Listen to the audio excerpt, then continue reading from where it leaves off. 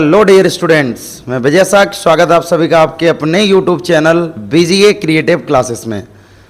आज के लेक्चर में हम लोग डिस्कस करेंगे स्पेशल टाइप ऑफ रिलेशन। जिन बच्चों ने प्रीवियस लेक्चर नहीं देखा है जिसमें हमने रिलेशन के इंट्रोडक्शन को बताया था, तो लिंक डिस्क्रिप्शन में, सबसे पहले फर्स्ट लेक्चर को कंप्लीट करो। चलो शुरू करते हैं। स्पेशल टाइप ऑफ रिलेशन, ध्यान से सभी समझना। स्पेशल टाइप ऑफ रिलेशन, तो स्पेशल टाइप ऑफ रिलेशन में सबसे पहला टाइप हमारा आएगा reflexive relation. Reflexive relation and second हमारा है सिमेट्रिक रिलेशन।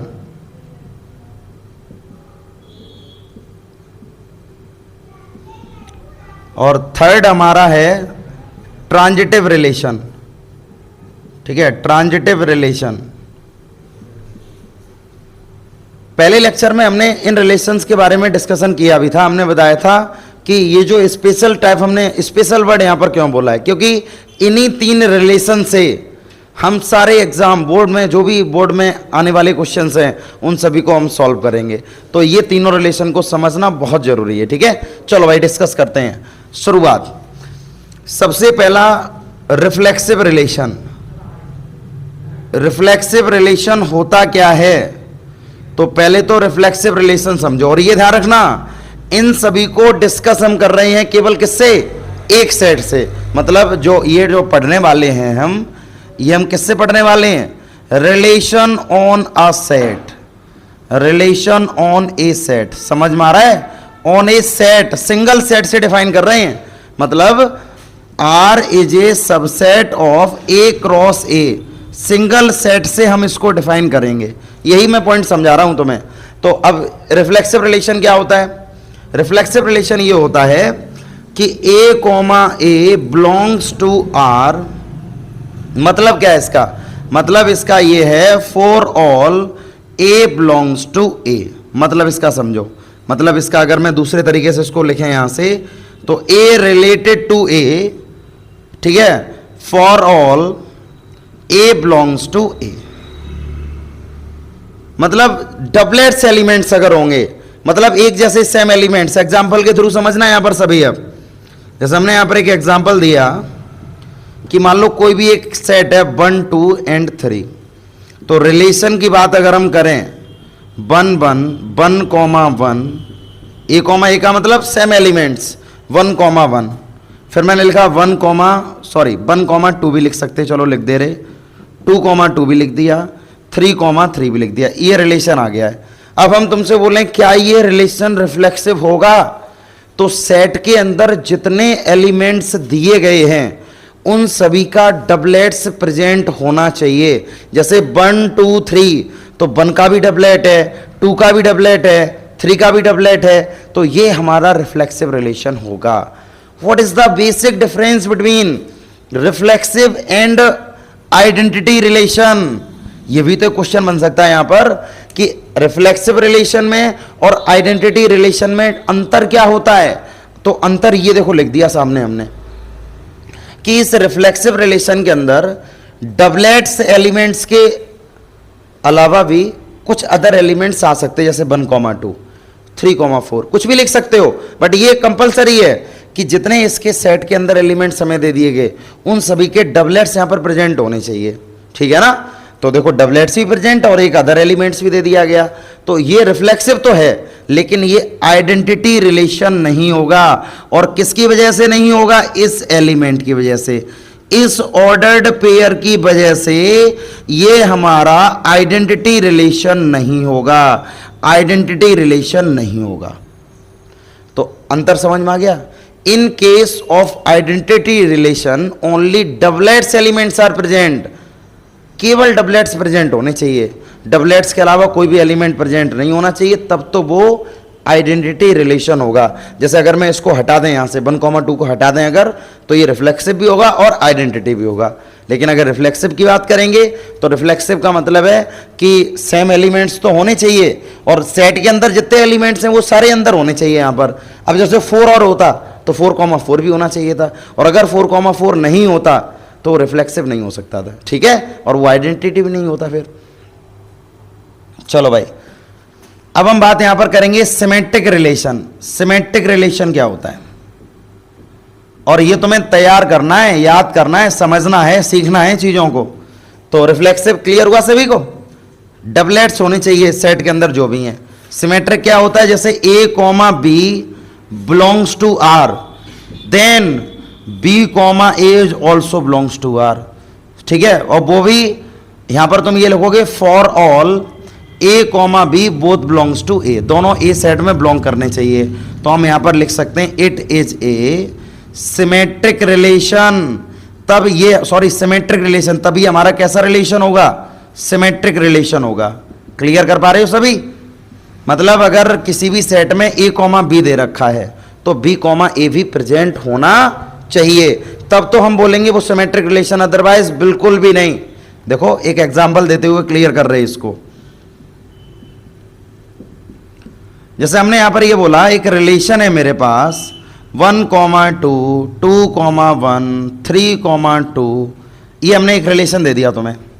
तुमने देखा कि सर 1, 2 एंड 2, 1 है यहां पर, मतलब A, B, A प्रेजेंट है यहां पर, तो ये हमारा सिमेट्रिक रिलेशन होगा। लेकिन मैं बोलूंगा बिल्कुल नहीं होगा। रीजन ये रहेगा यहां पर कि उस पूरे रिलेशन में अगर एक भी कंडीशन ऐसी दे दी गई हमें जो अनसेटिस्फाइड है, तो पूरा रिलेशन हमारा अनसेटिस्फाइड होगा। क्यों? देखो जैसे 3, 2 बिलोंग्स टू R है, मतलब ये R के अंदर आ रहा है, रिलेशन के अंदर आ रहा है, but 2, 3 is not belongs to R, इसकी वजह से ये सिमेट्रिक नहीं हुआ। और अगर हम यहां पर 2, 3 भी लिखते हैं तब ये सिमेट्रिक होगा। समझ पा रहे मैं क्या कहना चाह रहा हूं?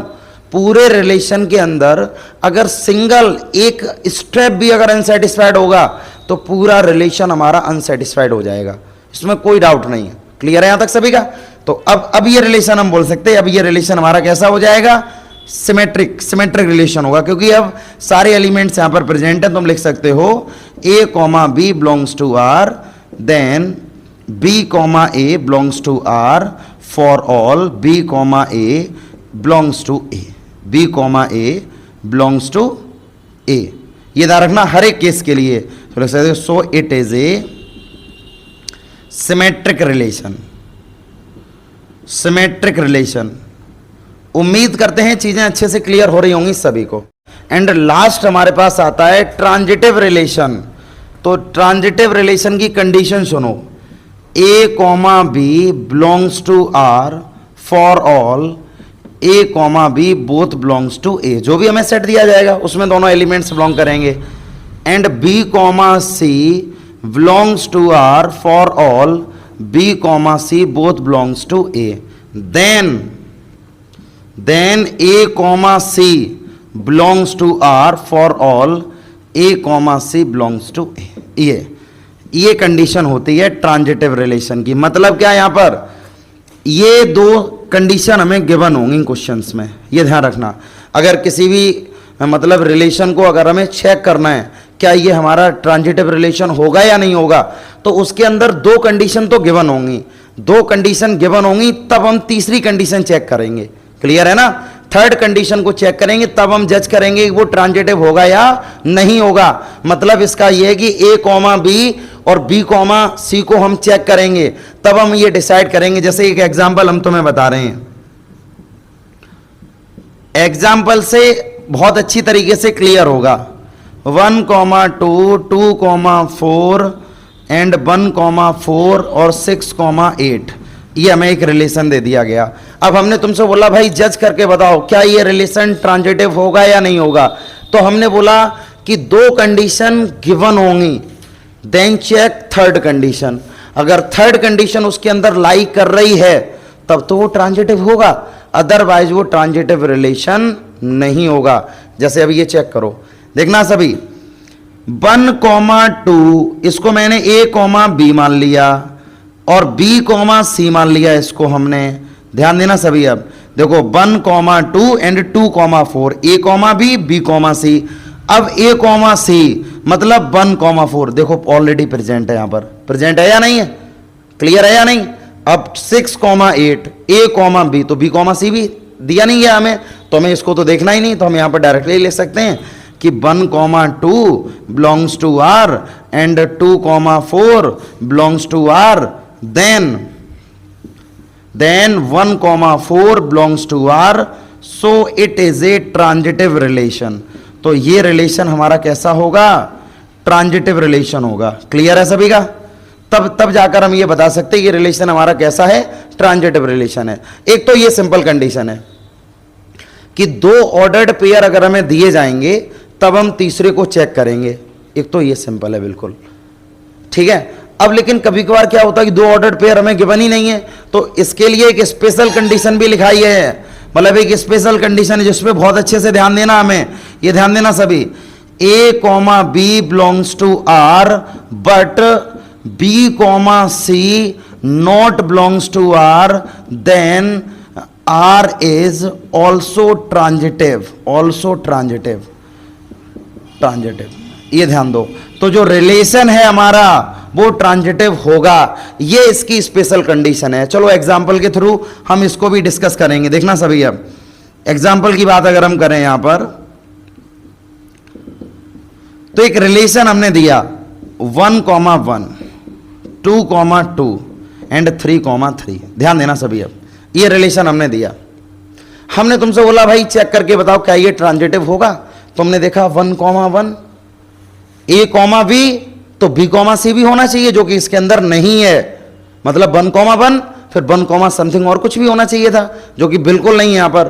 2, 2 मतलब ए कॉमा बी, तो बी कॉमा सी भी होना चाहिए था। जैसे 2, 2 फिर 2, समथिंग और कुछ भी होना चाहिए था। फिर इसी तरीके से 3, 3 तो 3, समथिंग भी होना चाहिए था, जो कि यहां पर प्रेजेंट नहीं है। लेकिन फिर भी हम बोलेंगे it is a transitive relation, it is a transitive relation. लेकिन तब भी हमारा कैसा रिलेशन होगा, ट्रांजिटिव। और किस वजह से होगा, मैंने तुम्हें ये कंडीशन लिखवा दी है कि अगर A comma B belongs to R है और B comma C not belongs to R है, तो उस सिचुएशन में भी रिलेशन हमारा ट्रांजिटिव होगा। क्लियर है तक सभी का। कोई भी रिलेशन ले लो भाई, ये तो चलो मैंने एक एग्जांपल दिया, अगर मैं एक दूसरा एग्जांपल भी तुम्हें समझाएं यहां पर, जैसे हम अगर यहां पर ये बोले तुमसे कि हमने लिखा 1, 2 3, 8 4, 6, तो मैंने तुमसे बोला चेक करके बताओ फटाफट से आर इज ट्रांजिटिव। तुमने देखा ए कॉमा बी, बी कॉमा सी कहीं पर भी नहीं है, मतलब 1, 2 तो 2, समथिंग होना चाहिए, 3, 8 8, समथिंग होना चाहिए, 4, 6 समथिंग होना चाहिए, लेकिन ऐसा नहीं है। तो जब ऐसा नहीं है तो it is a transitive relation. तो ये कैसा रिलेशन होगा हमारा, ट्रांजिटिव। तो ये मतलब हमें पॉइंट अच्छे से तैयार करना है कि ट्रांजिटिव रिलेशन होने के लिए जरूरी नहीं है कि हम हर बार 3 कंडीशन ये चेक करें, और ये कंडीशन हम कब चेक करेंगे, जब 2 कंडीशन हमें दे दी जाए। मतलब ए कॉमा बी और बी कॉमा सी अगर हमें दिया जाएगा, then we check A comma C. तब अगर ए कॉमा सी अगर हमें नहीं मिलेगा तो वो ट्रांजिटिव नहीं होगा, लेकिन अगर हमें मिलता है तब ट्रांजिटिव होगा। लेकिन अगर ए कॉमा बी हमें दे दिया जाए और बी कॉमा सी अगर न बिलोंग कर रहा हो उसमें, तो वो ट्रांजिटिव होगा। क्लियर। तो अभी तक हमने रिलेशन चैप्टर से रिलेटेड इसका कंप्लीट इंट्रोडक्शन कवर कर लिया। शुरुआत हमने करी थी कि रिलेशन होता क्या है, तो उस रिलेशन को समझा था with the help of arrow diagram and types of relation and special type of relation. Clear. अब हम लोग स्टार्ट करते हैं RS अग्रवाल की एक्सरसाइज 1A। तो 1A का फर्स्ट क्वेश्चन है find the domain and range of the relation. मतलब तुम्हें डोमेन और रेंज को कैलकुलेट करना। तो सबसे पहले ये ध्यान देना सभी। अब जैसे कोई एक ऑर्डर्ड पेयर अगर हमें दिया गया, जैसे मान लो ऑर्डर्ड पेयर हमारे पास A, B है, ये ऑर्डर्ड पेयर होता है, इसको हम लोग क्या बोलते हैं, ऑर्डर्ड पेयर। हमने तुम्हें शुरुआत वाली जो पहला इसका लेक्चर था उसमें हमने समझाया भी था, ऑर्डर्ड पेयर का जो पहला एलिमेंट होता है दैट इज द डोमेन, जो कि बिलोंग करेगा हमेशा सेट। अगर ए और बी दो, जैसे मान लो अगर हमने बोला रिलेशन जो है, वो subset of A cross B है। क्लियर है? शुरुआत में मैंने तुमसे ये बोला था, relation is the product of cartesian product of any two sets, तो R is a subset of A cross B. तो जो पहला एलिमेंट है is always belongs to A, and जो दूसरा एलिमेंट होता बी, इसको हम लोग बोलते हैं range, is always belongs to second set B. इस तरीके से हमने बोला था, जिसमें हमने ये भी बताया था कि ये दोनों जो सेट हैं तुम्हारे वो नॉन एम्प्टी सेट होने चाहिए, नॉन एम्प्टी सेट। क्लियर है? चलो अब हम लोग चलते हैं क्वेश्चन पर। मतलब ऑर्डर्ड पेयर का पहला element domain and second element हमारी रेंज। तो इस वाले केस में अगर हम ये बोले तुमसे सॉल्यूशन कि डोमेन ऑफ आर, तो तुम लिख दोगे यहां पर -1 1 -2 और 2। ये ध्यान रखना, सेट की बेसिक डेफिनेशन अच्छे से क्लियर होनी चाहिए, कोई भी एलिमेंट हम रिपीट नहीं कर सकते हैं। अगर हम रेंज की बात करें, रेंज ऑफ आर तो 1, अब तुम 1,1 नहीं लिखोगे क्योंकि हम एक ही बार लिख सकते हैं और उसके बाद 4, तो ये हमारे पास डोमेन होगी और ये हमारे पास रेंज होगी। ठीक है? अब जैसे सेकंड वाले क्वेश्चन की बात करें, क्वेश्चन सेकंड हमसे क्या बोला है, एक रिलेशन हमें दिया गया, ध्यान देना सभी। अब हमें रिलेशन में कंडीशन पर फोकस करना पड़ेगा। जो रिलेशन है A, Q, जिसमें A जो है A is a prime number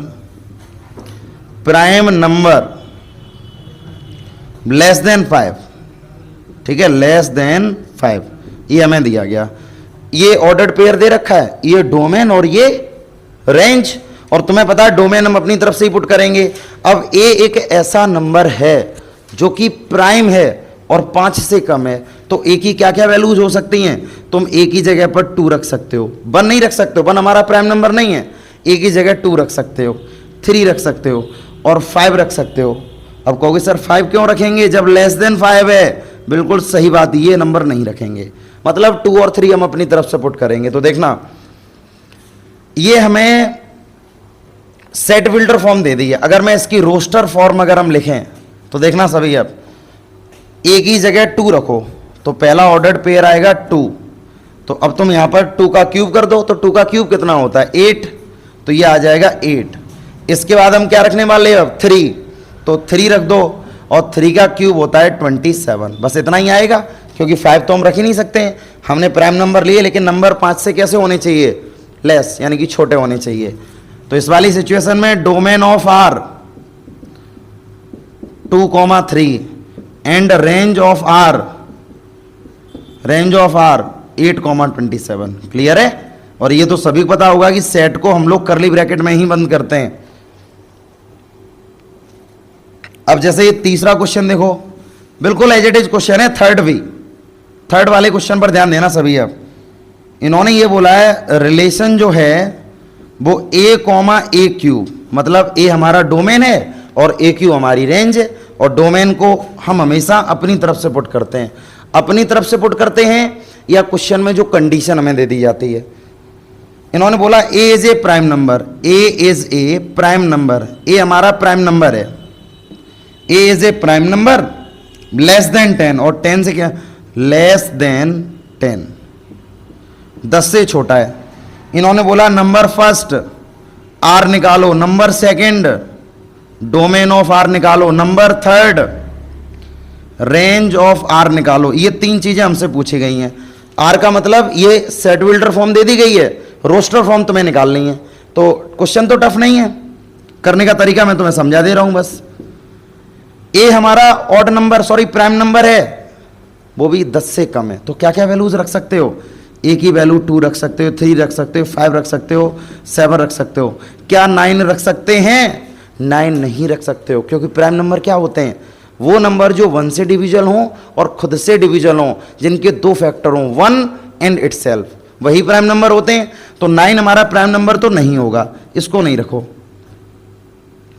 तो पहला केस हम रिलेशन निकालें, पहले रखोगे 2, तो 2 का क्यूब होता है 8, फिर रखोगे 3 का क्यूब होता है 27, फिर रखोगे 5 का क्यूब होता है 125, फिर रखोगे 7, तो 7 का क्यूब होता है 343। ये आ जाएगा रिलेशन। सेकेंड पार्ट है हमारे पास डोमेन ऑफ आर। तो डोमेन क्या हो जाएगी, पहला एलिमेंट 2, 3, 5 और 7, ये तो डोमेन हो गई। अब हम अगर रेंज की बात करें, सभी पहले ध्यान देना, अगर हम रेंज की बात अगर हम करेंगे तो रेंज क्या रहेगी, इधर देख लो, रेंज ऑफ आर। तो रेंज देखना 8, कोई भी एलिमेंट रिपीट नहीं होना चाहिए, इसके बाद 27, इसके बाद 125 एंड 343, ये हमारी रेंज है। ये तीसरा पार्ट है, रिलेशन, डोमेन एंड रेंज। बताओ भाई कोई डाउट हो किसी को तो। क्वेश्चन नंबर 4 हमें दिया गया, ध्यान से सभी समझना। इसमें रिलेशन है हमारे पास x, y such that x plus के 2y इज इक्वल टू 8, ये हमें दिया गया, ठीक है। और इन्होंने बोला है जो रिलेशन है वो किससे रिलेशन है, रिलेशन हमें दिया गया जो ए सेट है वो सेट ऑफ नेचुरल नंबर। तो जो रिलेशन हमें दिया गया वो किससे दिया गया, नेचुरल नंबर से दिया गया। क्लियर। तो क्वेश्चन में हमसे इन्होंने ये बोला है कि हमें क्या कैलकुलेट करना है, what is the range, range हमें कैलकुलेट करना है। तो रेंज निकालने का तरीका सभी समझना।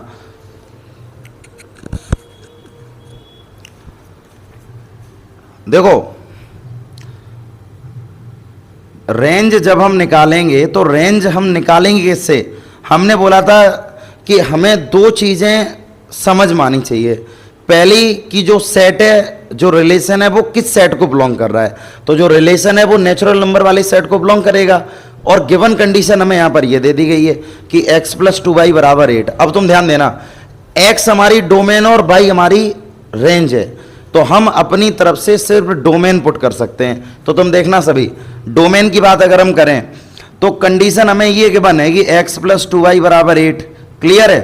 तो 2y बराबर 8 माइनस के x, तो y बराबर क्या हो जाएगा 8 माइनस x डिवाइडेड बाई 2। अब सुनो, क्योंकि हम डोमेन अपनी तरफ से पुट करेंगे तो हमें रेंज मिलेगी।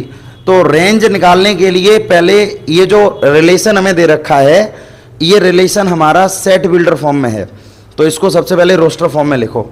और ये ध्यान रखना, हम वही वैल्यू यहां पर लिखेंगे, both x and y belongs to natural number. दोनों x और y किस में बिलोंग करने चाहिए, नेचुरल नंबर में, क्योंकि बिकॉज ये जो रिलेशन है वो नेचुरल नंबर के सेट से ही डिफाइन हुआ है, तो इसलिए x और y दोनों ही नेचुरल नंबर में लाई करने चाहिए। अपनी तरफ से वैल्यू पुट करो यहां पर। अब तुम्हें पता है 1 यहां रख नहीं सकते, क्यों नहीं रख सकते बताओ। अगर हम 1 यहां पर रखेंगे तो 8 माइनस 1 7, 7/2, तो 7/2 तो हमारा नेचुरल नंबर होता नहीं है, मतलब 1 रख दोगे, 1 तो बात सही है, लेकिन यहां जब रिजल्ट आएगा 7/2, क्योंकि y की वैल्यू कितनी आ रही है 7/2, पहला एलिमेंट x का होता, दूसरा एलिमेंट y का यहां पर, तो ये नंबर इसके अंदर लाई नहीं करेगा। क्यों नहीं लाई करेगा, क्योंकि 7/2 हमारा नेचुरल नंबर नहीं है। तो वही वैल्यू रखो जो नेचुरल नंबर आए, तो पहले रख दो 2। जब तुमने यहां 2 रखा तो 8 माइनस 2 6, वैल्यू आएगी 3। फिर रख दो 4, इवन नंबर ही रखो, 4 रखोगे, 8 माइनस 4 मतलब 4, यहां बचेगा 2। फिर रख दो 6, 8 माइनस 6 2 का डिवाइड 2 में दे दो मतलब 1। इसके बाद रख दो 8, जब हमने यहाँ 8 रखा, 8 माइनस 8 0, तो यहाँ भी रिजल्ट आ जाएगा 0। तो क्या ये वाला जो ऑर्डर्ड पेयर है वो इसके अंदर लाई करेगा, बिल्कुल नहीं लाई करेगा, क्योंकि 8 तो हमारा नेचुरल नंबर है बट 0 हमारा नेचुरल नंबर नहीं है, तो ये वाला भी सेट हमारा इसमें लाई नहीं करेगा। तो मात्र 3 ऑर्डर्ड पेयर आए हैं। तो इसके अकॉर्डिंग अगर हम देखें range of R, range of R, तो रेंज के एलिमेंट आ गए 3, 2 और 1, ये हमारे पास आएंगे। क्लियर है। और हमसे क्वेश्चन में बोला भी यही गया था कि हमें रेंज को कैलकुलेट करना है। तो क्वेश्चन नंबर 5 हमें दिया गया, पहले तो ये देखो रिलेशन क्या दे रखा है,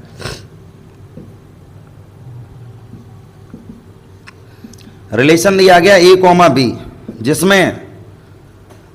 जिसमें ये हमसे पहले ही बोल दिया गया जो a, b both belongs to natural number, a plus 3b बराबर 12 है। क्लियर है, ये कंडीशन क्लियर हो गई। यहां पर क्वेश्चन में हमसे बोला डोमेन एंड रेंज हमें कैलकुलेट करनी है, डोमेन ऑफ आर ये भी कैलकुलेट करना है एंड रेंज ऑफ आर ये भी हमें कैलकुलेट करना है, ये दो वैल्यू हमें निकालनी है। देखो इस वाले ऑर्डर्ड पेयर से ये चीज हमें समझ में आती है कि डोमेन क्या है और कोडोमेन क्या है। तो डोमेन यहां पर ए और कोडोमेन यहां पर बी दे दिया गया। तो और ए और बी दोनों ही किस में लाई करने चाहिए, नेचुरल नंबर में। वही वैल्यू एक्सेप्टेड होगी जिसमें ए और बी दोनों ही नेचुरल नंबर होंगे हमारे, ठीक है। गिवन कंडीशन क्या, पहले कंडीशन की तरफ फोकस करते हैं। ए प्लस के 3b बराबर 12 है, तो ए की वैल्यू तो तुम्हें पुट ही करनी है। तो एक काम करो, इसको सेपरेट कर लो, माइनस ए, तो b बराबर आएगा 12 माइनस ए डिवाइडेड बाई 3। ये हमारे पास कंडीशन आ गई है। अब तुम इस वाले सेट को, जो ये रिलेशन का जो सेट दिया गया सेट बिल्डर फॉर्म में, इसको रोस्टर फॉर्म में लिखो और यहां तुम अपनी तरफ से वैल्यू पुट कर सकते हो, ठीक है। ध्यान देना सभी। अब ए की क्या क्या वैल्यू रखोगे, यहां 12 चल रहा है, प्लस का आना चाहिए, तो जैसे तुम 1 रखोगे तो 11 आएगा, 3 से 11 तो डिवाइड कर नहीं सकते हम। 2 रखोगे 10 आएगा, वो भी डिविजन नहीं होगा। तो 3 के मल्टीपल रखो, पहला नंबर रखो 3। जब ए की जगह 3 रखोगे 12 माइनस 3 9, तो यहां बचेगा 3। फिर रखो 6, 12 माइनस 6 6 बचेगा, 3 का डिवाइड दे दो यानी कि 2 आएगा, क्लियर है। फिर यहां रख दो 9, जब 12 में से 9 को माइनस करोगे तो 3 बचेगा, तो 3 बन जा 3, बस यही वैल्यूज आएंगी। तो हम यहां पर रखें रेंज ऑफ आर, तो रेंज हमारे पास आ जाएगी 3, 2 एंड 1। और बात अगर हम करें यहां से डोमेन ऑफ आर, तो डोमेन हमारे पास क्या आ जाएगा 3, 6 और 9। देख लो ये रिजल्ट्स आएंगे। डोमेन वो होता है जो हम अपनी तरफ से पुट करते हैं, और रेंज वो होती है जो पुट करने के बाद जो वैल्यू हमें मिलती है, जो रिजल्ट हमें मिलता है, ठीक है ना। तो डोमेन और रेंज अच्छे से क्लियर हो जाना चाहिए सभी को। क्वेश्चन नंबर 6 वाले क्वेश्चन पर ध्यान दो सभी। अब तरीका सभी का सेम है। जैसे 6 वाले क्वेश्चन में हमसे इन्होंने ये बोला है,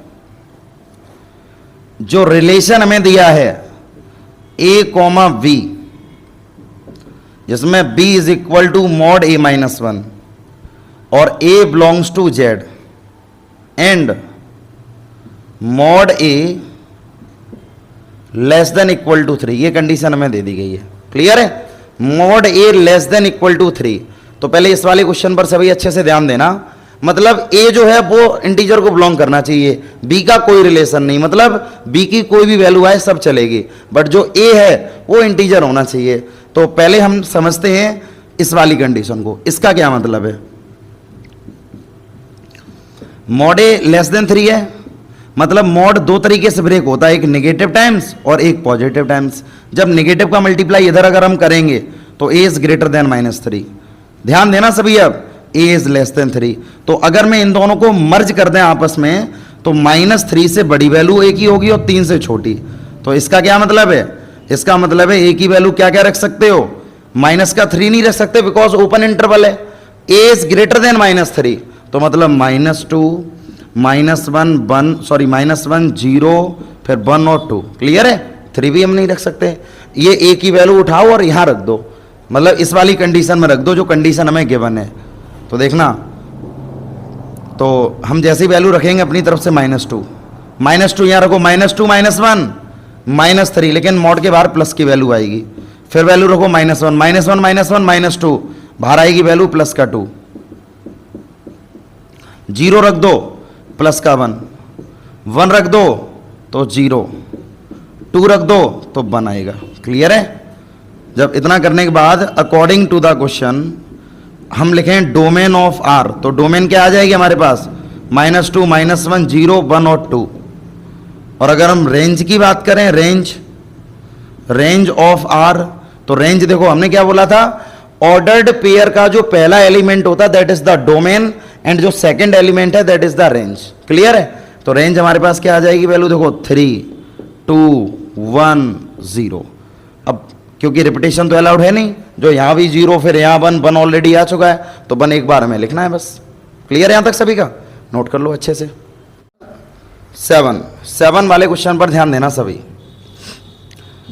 ये देखो क्वेश्चन नंबर 7 में क्या क्या हमें दिया गया। रिलेशन है हमारे पास a, 1/a such that a belongs to natural number. a belongs to natural number है, ना कि 1/a belongs to natural number, ऐसा हमने नहीं बोला है, only a belongs to natural number. And ये भी हमें दे रखा है a की लिमिट क्या है, a की क्या क्या वैल्यू तुम रख सकते हो। According to this condition -1 is less than a is less than 5, तो ए की वैल्यू हम 2, 3, 4 रख सकते हैं। क्लियर है? ए की वैल्यू 1 से बड़ी होगी और 5 से छोटी होगी, तो ये वैल्यू इसके अंदर पुट करो। जैसे ही हम वैल्यू को पुट करेंगे, ध्यान देना सभी, अब इस फॉर्म में हमें वैल्यू पुट करनी। देखो ए की वैल्यू यहां रखो 2, तो यहां भी आएगा 1/2। क्लियर है? फिर बी की वैल्यू रखो यहां 3, तो यहां वैल्यू बनेगी 1/3। फिर रखो 4, तो वैल्यू इधर बनेगी 1/4। देन अगर तुम बोलो डोमेन ऑफ आर, तो डोमेन हमारे पास क्या आ जाएगा? First element 2, 3 and 4। एंड अगर हम बात यहां पर रेंज की करें, रेंज ऑफ आर, तो रेंज ऑफ आर का मतलब है 1/2, 1/3 एंड 1/4। क्लियर है यहां तक सभी का? बताओ भाई किसी को अगर कोई डाउट हो। देखो किसी भी क्वेश्चन में अगर थोड़ा सा भी डाउट अगर होता है तो कमेंट करके हमें जरूर बताओ भाई कि कौन सा स्टेप कहीं कहां क्लियर नहीं हुआ, कहां मिसअंडरस्टैंडिंग हो रही। क्लियर है ना? तो उससे क्या होता है, जब तुम्हारे अपने जब कमेंट्स आएंगे तो हमें ये चीज़ समझ में आएगी कि तुम्हें कौन सा टॉपिक अच्छे से क्लियर नहीं हुआ, कौन सा स्टेप क्लियर नहीं हुआ। तो नेक्स्ट लेक्चर में उसको दोबारा से एक्सप्लेन कर देंगे। तो इतना तो तुम्हें करना पड़ेगा। फिर अब हम लोग बढ़ते हैं क्वेश्चन नंबर 8 की तरफ। तो 8 वाले क्वेश्चन पर ध्यान देना सभी। अब क्वेश्चन नंबर 8 है हमारे पास, जो रिलेशन पहले दिया गया, पहले तो उसको लिखो। गिवन दैट रिलेशन है हमारे पास a, b, जिसमें a, b both belongs to natural number, जिसमें b is equal to a+5, a is less than 4। देखो ये वैल्यू चल रही है हमारे पास। ठीक है? क्वेश्चन बोला find the domain and range. तो ऑलरेडी हमें बता दिया गया क्वेश्चन में पहले से ही कि ए और बी दोनों ही किसमें बिलोंग करने चाहिए? नेचुरल नंबर में। तो वही वैल्यू एक्सेप्टेड होंगी जो नेचुरल होंगी, अदरवाइज रिजेक्टेड। और ए की कंडीशन क्या?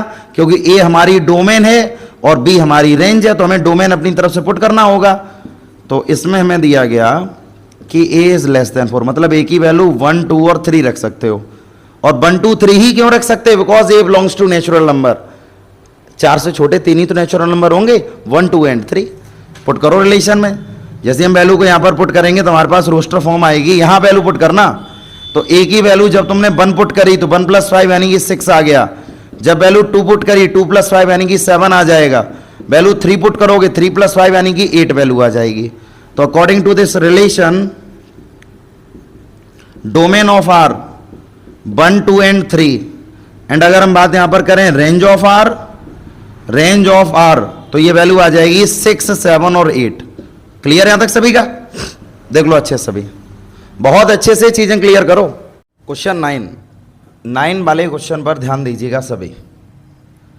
9 वाले क्वेश्चन में जो सेट हमें दे रखा है, सेट ऑफ ऑल सेट्स, सभी सेट का ये सेट दे दिया गया। रिलेशन क्या है?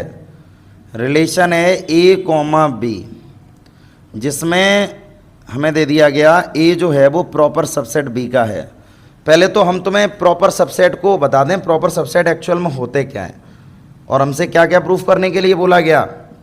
नंबर फर्स्ट, ये ट्रांजिटिव होना चाहिए। And number second, not reflexive, ये रिफ्लेक्सिव नहीं होना चाहिए।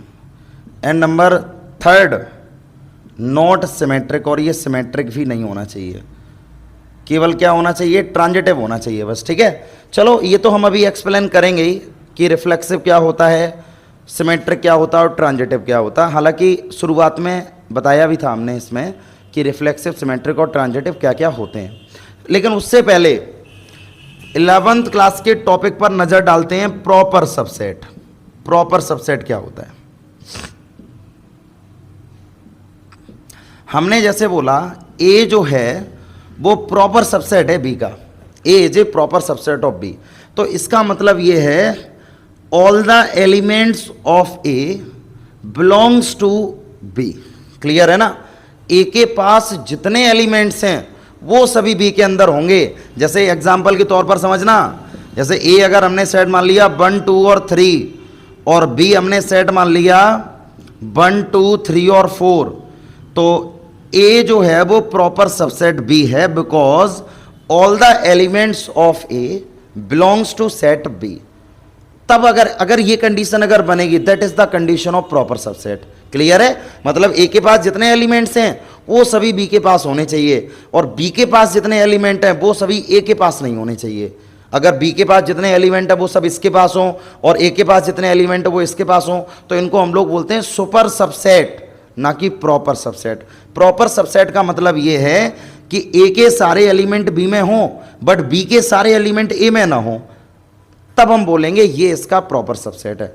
All the elements of A belongs to B but all the elements of B does not belongs to A, that is called condition of proper subset. Clear? तो अब चलो हम एक बार इसको देखते हैं।